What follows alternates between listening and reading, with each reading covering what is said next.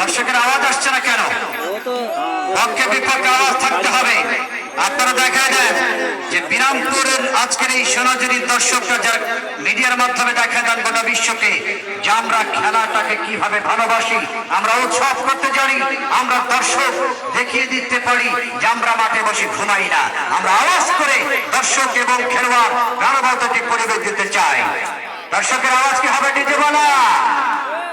ঢাকার পক্ষে কি আওয়াজ আসবে? ঢাকা ভাই ভাই আসবে বলে সানি সিং নবাতার নিরঞ্জন হিসাবতে বাচ্চাদের পশ্চিমটা স্থানান্তর করতে সীমানার বাহিরে।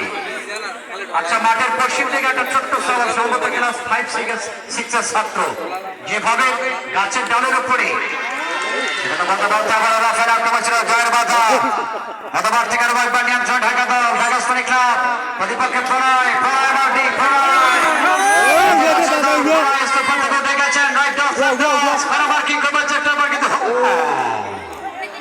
পড়ে গেলেন তিনি।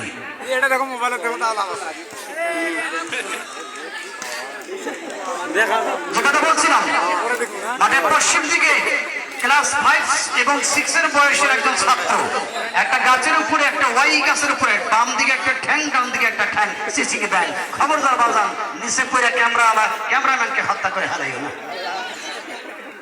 আমার ভাই অনেক কষ্ট করে ভিডিওগুলো করে সারা বিশ্বের দর্শকের জন্য, তার উপরে পড়ো না।